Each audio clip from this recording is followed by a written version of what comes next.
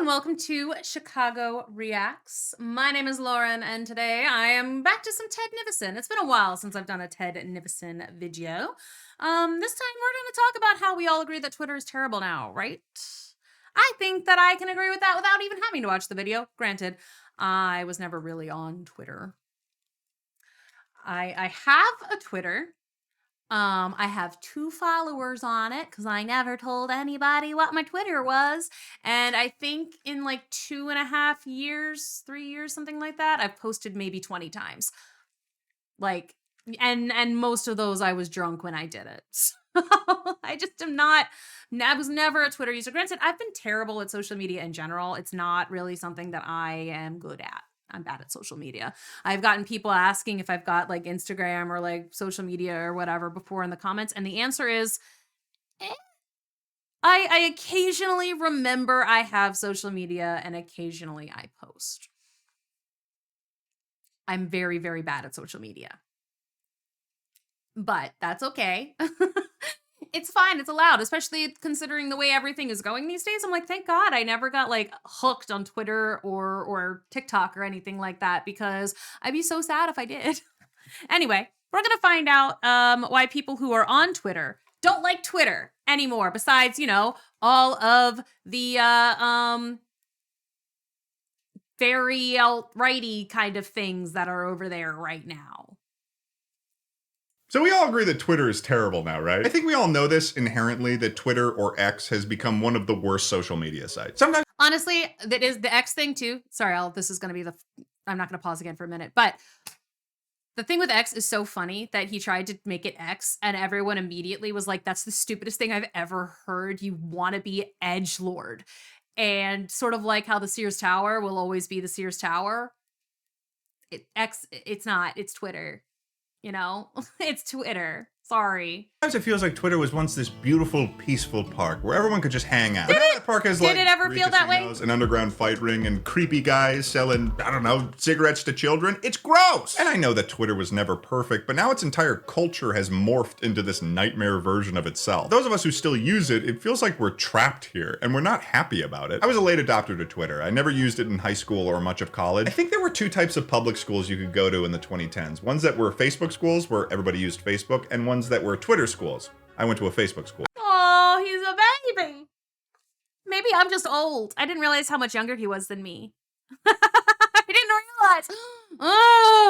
Oh no, I'm ancient. I'm a crypt keeper.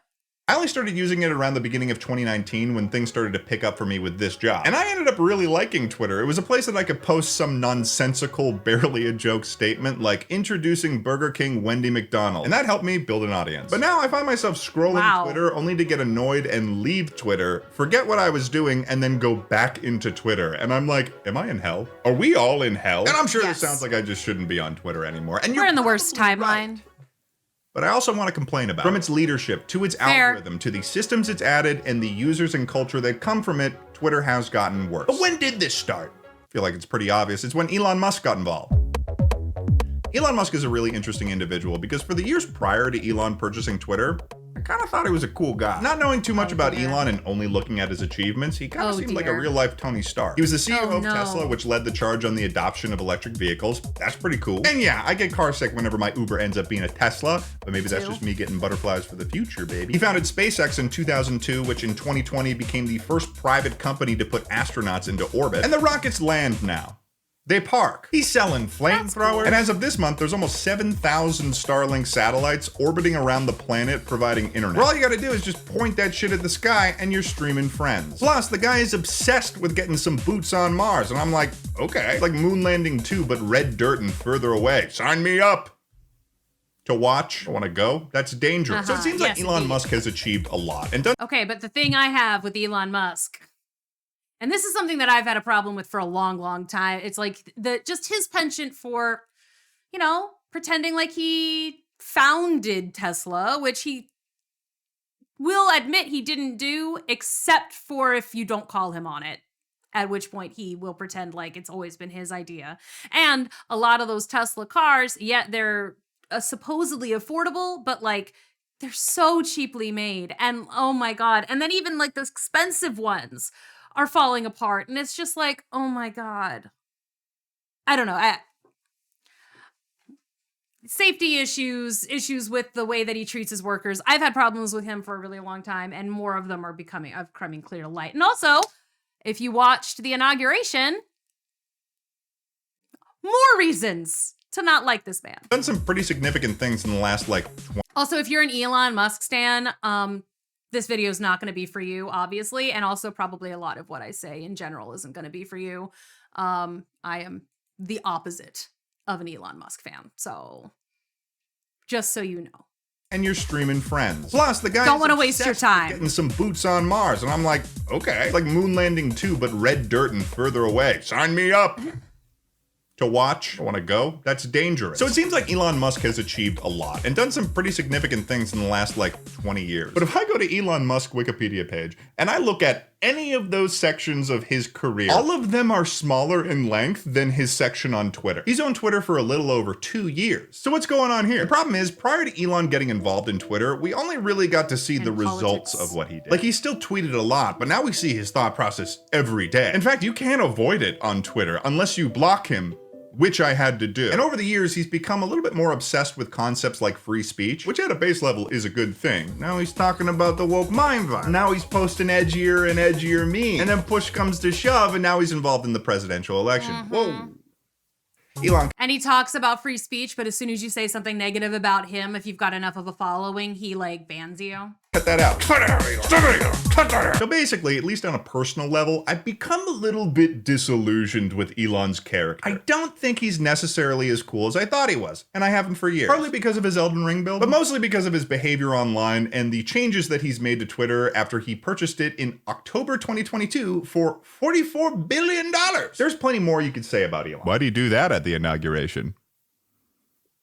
It's kind of hard to pretend that that was anything but what everyone thought it was. He's basically a billionaire CEO that behaves like a poorly socially adjusted content creator. But what I'm going to focus on, and then blames it on autism, which is the other things that Elon implemented into Twitter that had a series of consequences that have changed the app forever, starting with monetization. So one of the first things that Elon Musk did to Twitter was expand Twitter Blue, now known as X Premium, to give people access to a bunch of different features. One of them, notably, was giving you a blue checkmark. This led to a lot of justified confusion, because now it turned into a thing where pretty much anyone could pay to be verified, something that was previously reserved for politicians, public figures, and journalists. And it totally tanked the reliability of being verified on a website like this. All you needed was a phone number and money, and you'd be verified. Now they've got like an ID verification system, but when this was launched, I remember that. Money, you're good. People making fake Elon Musk accounts, fake Joe Biden accounts. It was kind of awesome. I also should mention that I do in fact have Twitter Blue on both my main account and Chuckle Sandwich. As a content creator on Twitter, it's kind of the only thing I can use to separate the accounts so people know it's real. But even now, I feel like someone could just make a Twitter account and verify it and be me. But if being a social media person wasn't my job, I don't know if I would have Twitter Blue, to be honest with you. Just gotta mention that for transparency. I don't think it invalidates any of the things I'm about to say about Twitter Blue. Anyway, so on July 15th of 2023, Twitter announced its monetization plan for verified users. So now they've made a system where you pay Twitter so that maybe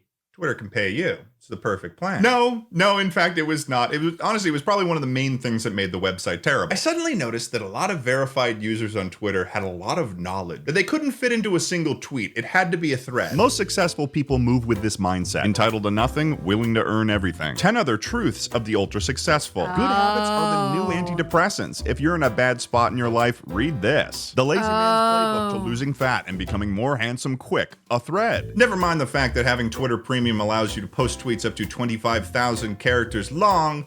This had to be a thread. Half the time for me, it's targeting something like productivity or losing weight. And as I sit there scrolling Twitter aimlessly on my couch, I'm thinking, God, this thread is gonna change my life. But the reason— Oh no, the threads get monetized? I did not know that. Honestly, like I said, I do not have Twitter and I never did, but that's less of a statement about who owns it or whatever, and more of a don't know how to use social media.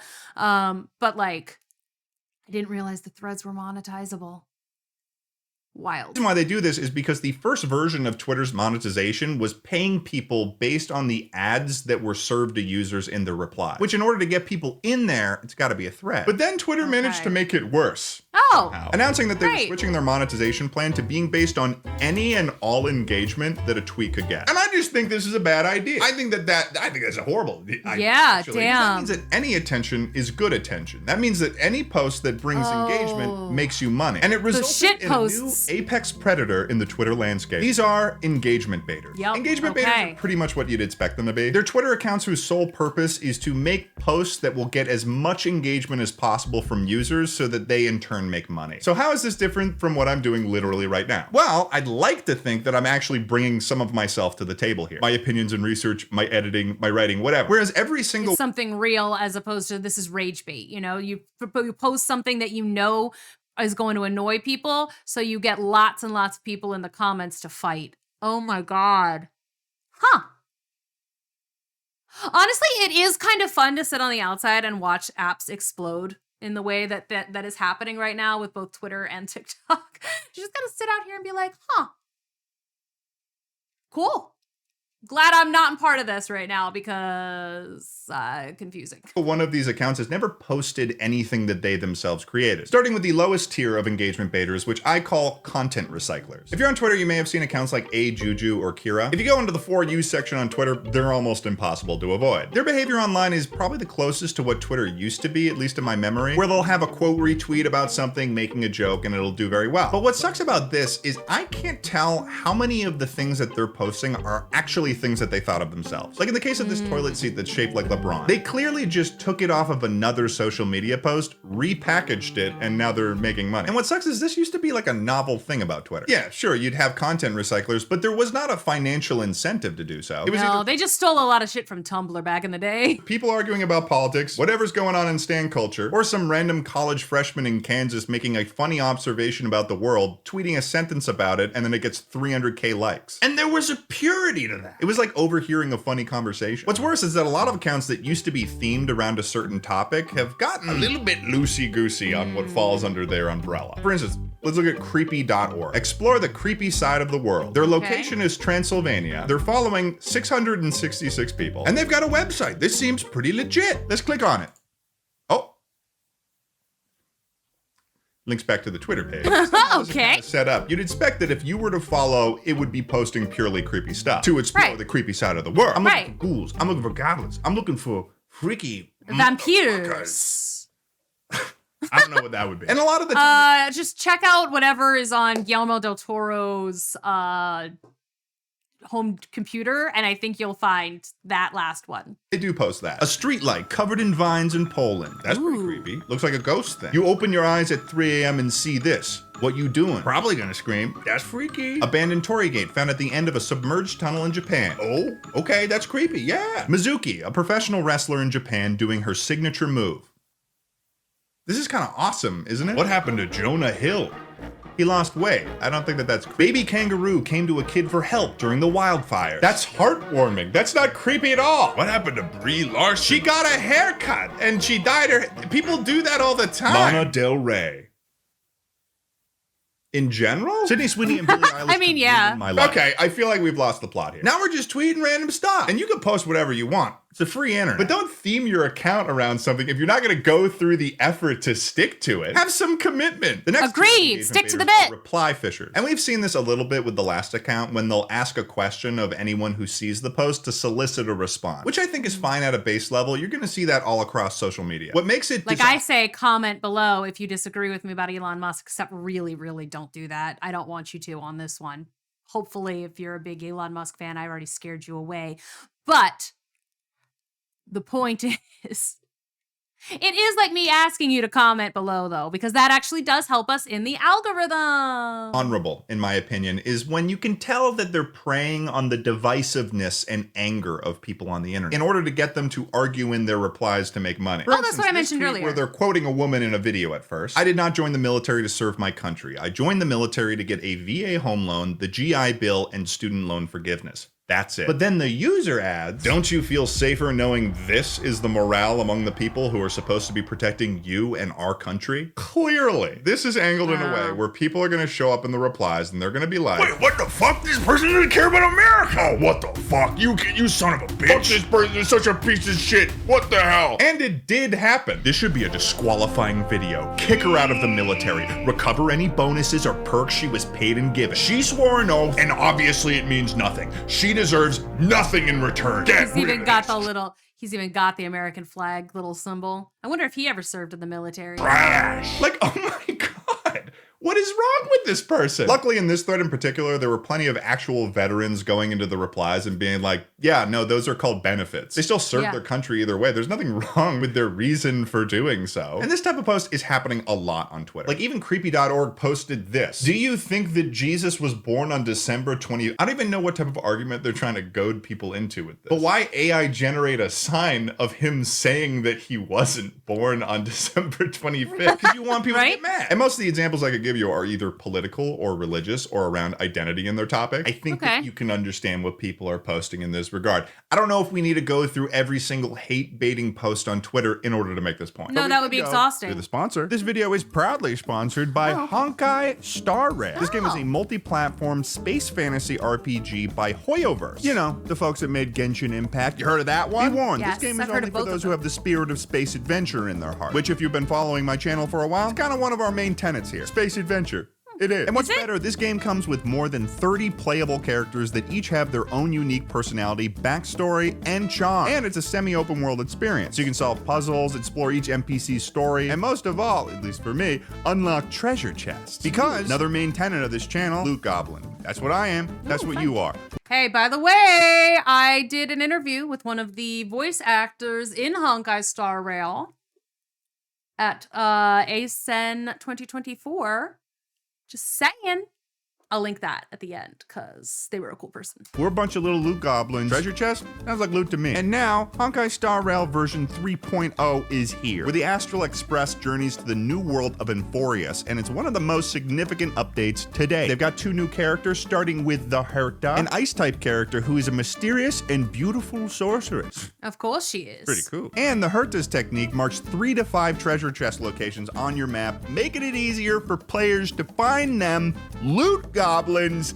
I'd call this a win. All my loot goblins out there. That sounds like a win. I would call this a win. The other new character is Aglaya, who is a lightning type character who can summon a garment maker into battle using her skill. And this thing can team up with Aglaya for joint attacks, joint fighting. Version 3.0 also introduces many new events, relics, enemies, and maps for players to explore. Let's just say there's a lot going on, and you should totally give it a shot. So go download the game using my link and use the limited time redemption code to get 50 Stellar Jade. Thanks so much to Honkai Star Rail for sponsoring.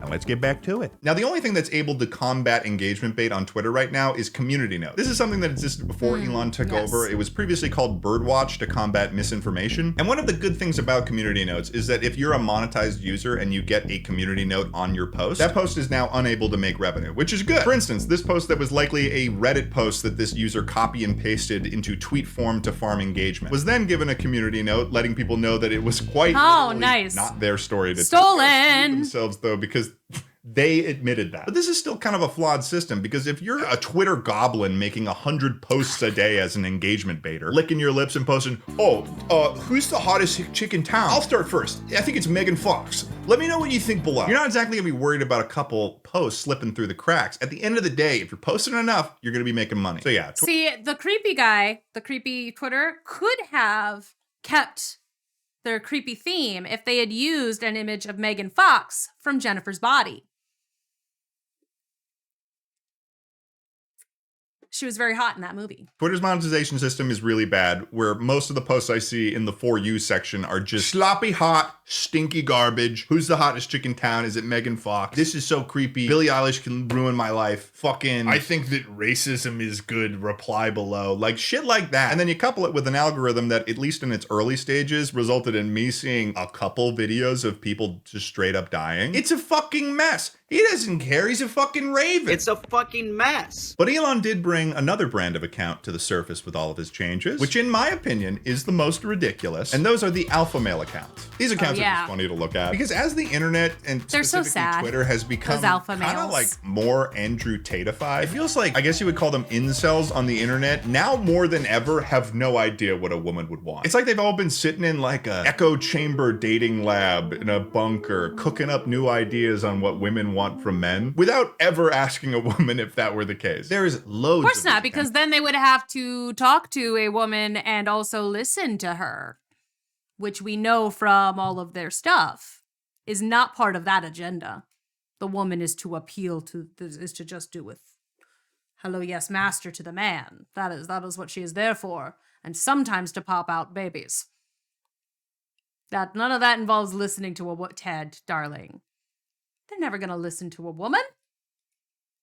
What kind of nonsense is that? Masculine notes, elite masculine, wisdom for men, masculine king, badassum coach, masculine ego, ego of Sigma, masculine soul, masculine theory. This is science now, but also a spiritual practice. And if you see a video from a long time ago about alpha male Instagram accounts, they're kind of like that, but expanded. Because now they've mastered their vertical. Like this one guy selling his 3 volumes of the Chad mindset for $100. And that might seem like a steep price, but it does include 100 quotes from ancient Stoics. So if you ever want to hear about being a Chad from Plato, you're all set. Darkest female secrets that no woman wants you to know. Dark female psychology thread. All right, here we go. All right. Some information. Yeah, Number we 1. are. Women can't keep secrets. That's true. So right off the bat, I'm confused. You're telling me that the first of the darkest female secrets that no woman wants you to know is that they can't keep secrets? Yeah, it's the best, it's the most little known secret. Widely known secret? One of those. We can't keep secrets to save our lives.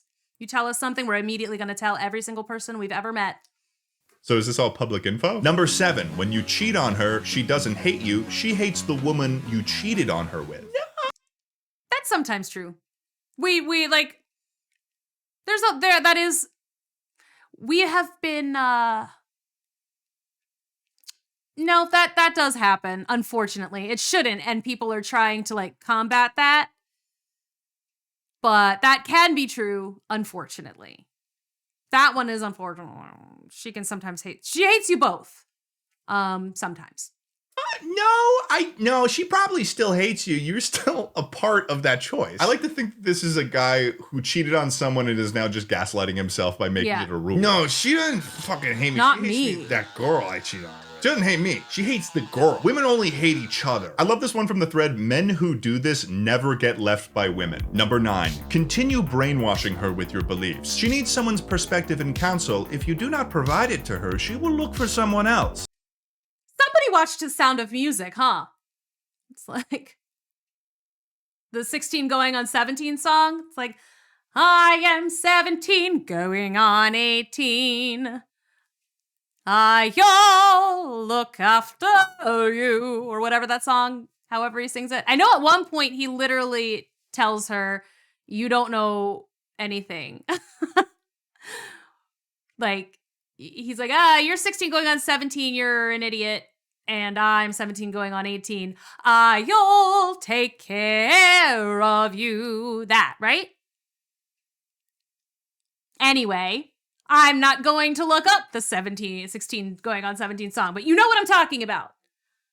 And you can look it up. Brainwashing is such an interesting word to use here. They could have Yeah, just said, right? give her your opinion, but no. We're out here brainwashing women. Just being straight up telling us. Relationship. I'm out here brainwashing women. We're trying to build a 2-person cult, my guy. Then some of the threads that I found started to get a little bit more concerning, such as 8 ways to destroy women's ego instantly. Oh, good. Immediately wondering why we're trying to do that. Number 1, looking at other women. Yes, she needs to know that you're wide-eyed and always looking at others. Don't be too obvious and say, damn, did you see that ass? I'm not saying you have to overdo it, but when you walk with her, you can look at other girls. Right now, we're not trying to fix you up with this girl. She's not a good girl because her ego is too big. She doesn't know what she's worth. She thinks she's too important. She doesn't know what she's worth. She thinks she's too important. Holy shit. I mean, I knew these alpha male accounts were not great, but oh my God. Granted, I do understand that most of the people like this exist only on the internet. Like, I have literally, I don't think I've ever met anybody who has done something like this or who thinks like this.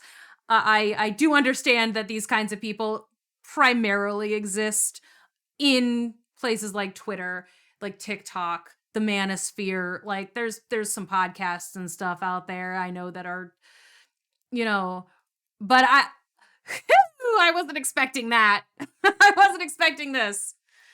No, she needs to come down. So you can look at other women. Don't comment, but you can look. What is this?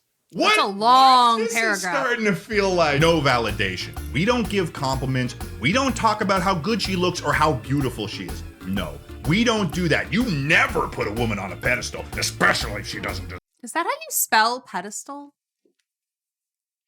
I mean, maybe it. Pedestal? Yeah, that is how you spell it. It just doesn't look right. That just didn't look right to me. I mean, I know that I'm probably an idiot. Sometimes spelling is weird, but I'm like, that doesn't look right. Deserve it. Okay, this is almost to a T. Oh, it's probably because I say peda. Like I say it with an A. Step by step on what not to do. It's actually impressive how little application this would have in a real life social situation. Another set of accounts I see are alpha male accounts that are pretending to be run by women when you can tell that they're just not. For instance, you've got Latina Casanova Learn to Seduce. If you're trying to make a believe. Poor Amy Garcia. What the fuck? When you can tell that they're just not. For instance, you've got Latina. Oh, why'd they use? That's like a promo pic from Lucifer, I think. Why would they do that to her? Besides the fact that she's hot, but like still. Latina Casanova Learn to Seduce. If you're trying to make a believable woman, Latina Casanova would be at the top of my list of names that wouldn't work. I'm pretty sure the profile picture is AI. They use it everywhere. There's no other photo of Latina Casanova. It'll be a real big bummer if it turns out she's real though, because she is. Honestly, if Latina Casanova is a real person, I will be over the moon. Like the actual person that they used in that picture is Amy Garcia. She's an actress. She's very good. Like, she's a good singer too. Like, and I think that was a promo pic from Lucifer, probably, or a throat, like one that they almost used or considered using for like just the way she was standing. It reminded me of her character in that show, but like, she's not doing that. Thoughts from Female Minds. Another AI-generated image of a woman. What are that's not a real Female person. Minds? I want him to take me to a place he likes. Okay. Love is a game, and games are meant to be played. I mean, that's just like a Taylor Swift lyric, not gonna lie. The from Blank Space, right? Like that's kind of what she says in that. Like, I love the player, and you love the game. Like that song. Not sure if that one's true. I want my guy to be funny, but not because he tells jokes all the time. What is he supposed to do then? Is there an expectation of slapstick comedy here? What do you want him to slip on a banana peel? So this whole thing is AI, huh? Are probably insecure. Oh, okay. This one actually might be run by a woman. Don't talk so much. Just act like a man. Ah, okay. And finally, with the alpha male accounts, they eventually reach a point where they become so masculine that they begin to talk like cavemen. Men focus on the process. Boys focus on the goal. Won't explain. Talk slow. Be direct. Don't look away. Being fat is disrespectful to your ancestors. Sir, your ancestors would have loved if you were fat, because depending on like how far back you go, that would have been the big thing up until like the 1900s. Like, if you were fat, that meant that you were wealthy, baby. It meant you didn't have to work for your for your money or your living. You could just be there, and other people are doing the work for you. Being fat was like, yes, please. My ancestors were all like farmers. They would have looked at me and have been like, damn girl, you decadent. Beware of girls with colored hair. Won't explain. Dangerous mode. Stomach empty. Balls full. Ew. Gross. I miss my colored hair. I used to have such very colorful hair, but I, trying to make it less unhealthy. Work out, train, and train like you are being hunted. And then the most dangerous game. Speculation drains you.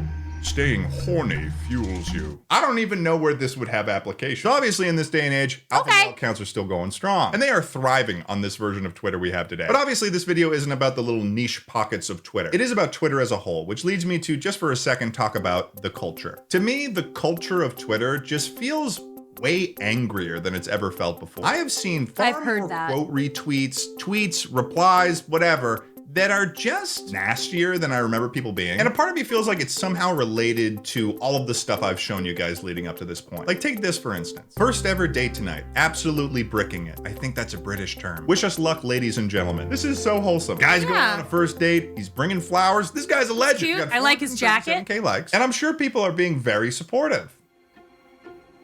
Flowers. Enjoy the friend zone, young man. Make this a learning experience. Why are you taking flowers? Flowers on the first date is a little much. Hope you've been the flowers, mate. It stinks of desperation, which you most definitely are not. Hope it went well. Flowers are not the move right away, dude. You have a lot to learn about female psychology. The initial response left a little bit to be desired. I remember reading the replies to this recently after it had been posted, and I was blown away by how little these people knew on impressing a woman on their first date. If you're a person watching my channel right now, focus up. Come here. Women love flowers. People love flowers in general. It's like the oldest display of affection. I could almost guarantee you that we were giving flowers to each other in the Ice Age. And those were roses too, dude. Those are expensive.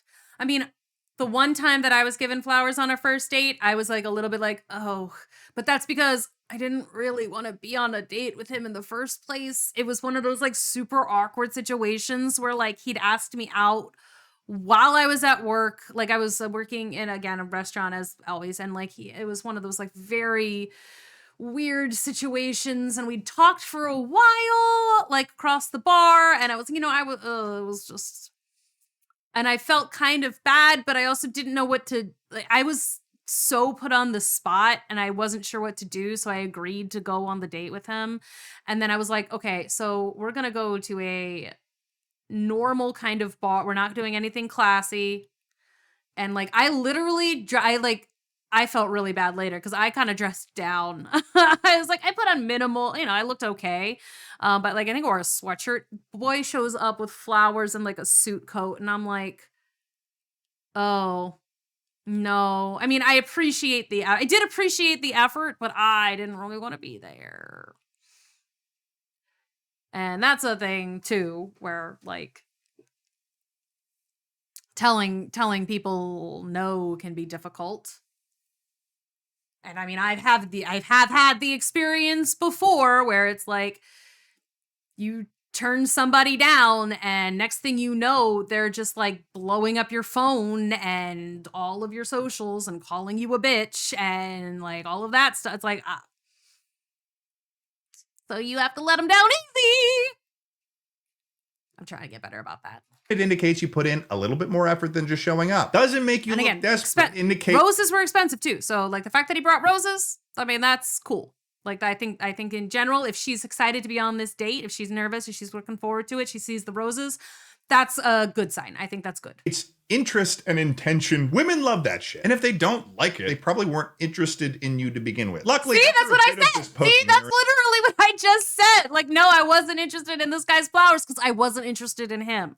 And I had like gone to this date with the intention of ending it by saying, I was like, I was interested. I was like, look, I'm fine to get to know you a little bit better. I'm not looking to date anybody right now, but we can still be friends. I would like to still be friends. That never actually ended up happening, of course. But like, I went in with more or less good intentions to say, hey, I'm not interested really in this. But then he shows up with flowers on a suit. And I'm like, oh my God, I'm so, but like, this is going to be so much worse than I thought it was going to be. And then he didn't even drink. Like he didn't drink. So I was like, I can't drink now. And I'm like, I need a drink. Anyway, point being, flowers are a good thing. We do like flowers if we like you.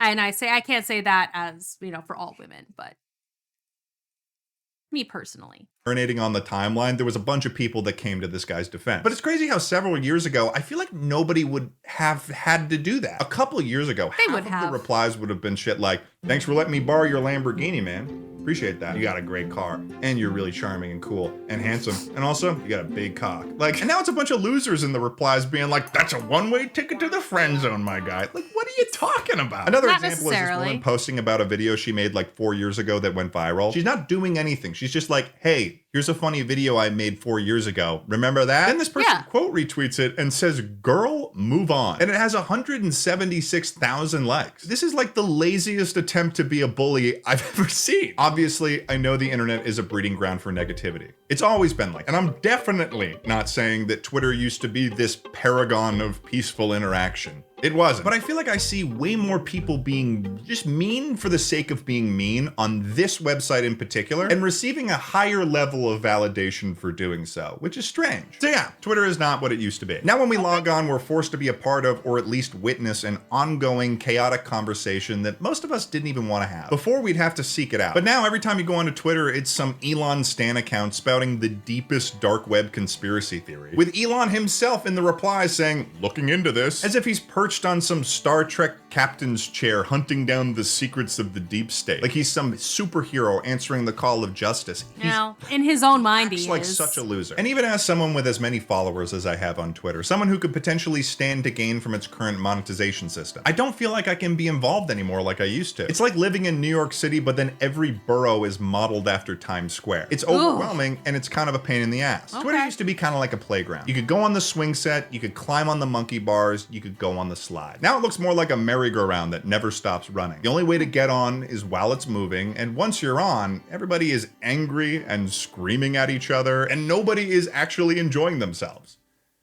We're all just getting nauseous. Okay. Thanks to Rocket. Hey, shush. Be gone, thought. Didn't ask for you, Mr. Connor. Stupid autoplay. Anyway, this video got way longer than I thought it was going to get. But you know, I apparently have more opinions on it than I thought, but also less than I thought. Just because, again, I have never really been a Twitter user. So watching something like this is interesting for me to just kind of get to see. It's like, oh, this is the other side of things. But again, I just am so bad at social media and Twitter and stuff. And yeah, like I said, I've never been a fan of Mr. Musk, and I'm even less a fan of him now than ever. And yeah, my videos aren't gonna be for you if you're like into him and what he does and what he stands for. So if you manage to get all the way to the end of this video and you're still like, yeah, just so you know, I don't want to waste your time. I just don't.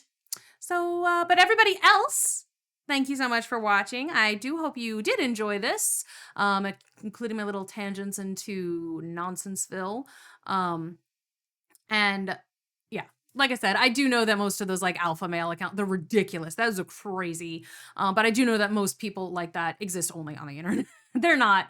I mean, maybe if you know people like that, you can go ahead and let me know in the comments below. Go for it. Tell me if you've actually met actual people who do believe stuff like that. Because I've literally never met anybody like that. I dropped my koosh ball. It's fine. Here's another one. A little kooshy.